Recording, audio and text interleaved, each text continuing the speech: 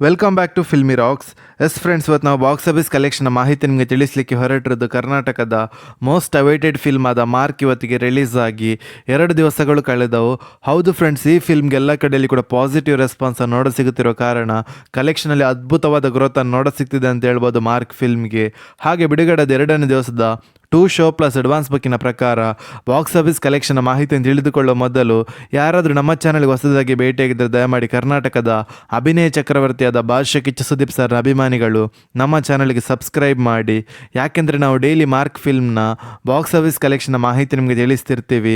ಅದೇ ರೀತಿ mark film ಬಿಡುಗಡೆದ 2ನೇ ದಿವಸಕ್ಕೆ 2 ಶೋ ಪ್ಲಸ್ ಅಡ್ವಾನ್ಸ್ ಬುಕ್ಕಿನ ಪ್ರಕಾರ ಕರ್ನಾಟಕದಲ್ಲಿ 5,34,00,000 ಕಲೆಕ್ಷನ್ ಮಾಡ್ತಿದೆ.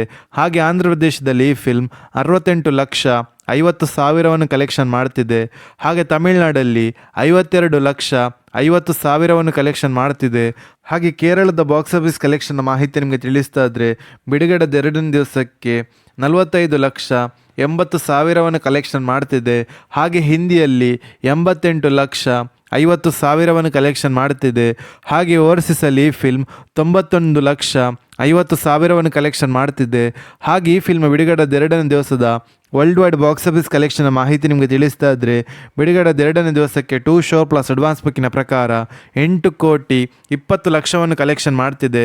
ಹಾಗೆ ಈ ಫಿಲ್ಮ್ 2ನೇ ದಿವಸದ ವರ್ಲ್ಡ್ ವೈಡ್ ಗ್ರಾಸ್ ಕಲೆಕ್ಷನ್ನ ಮಾಹಿತಿ ನಿಮಗೆ ತಿಳಿಸ್ತಾ ಇದ್ರೆ 21,50,00,000 ಕಲೆಕ್ಷನ್ ಮಾಡುತ್ತಾ ಅದ್ಭುತವಾದ ಕಲೆಕ್ಷನನ್ನು ಮಾಡ್ತಿದೆ ಅಂತ ಹೇಳ್ಬೋದು ಮಾರ್ಕ್ ಫಿಲ್ಮ್.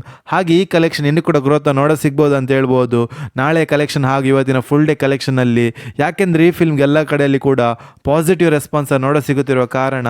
ಹಾಗೆ ನಿಮ್ಮ ಪ್ರಕಾರ ಈ ಫಿಲ್ಮ್ ಇವತ್ತಿನ ಫುಲ್ ಡೇಗೆ ಎಷ್ಟು ಕಲೆಕ್ಷನ್ ಮಾಡ್ಬೋದು ಅಂತ ನಮ್ಮ ಕಮೆಂಟ್ ಬಾಕ್ಸಲ್ಲಿ ತಿಳಿಸಿ.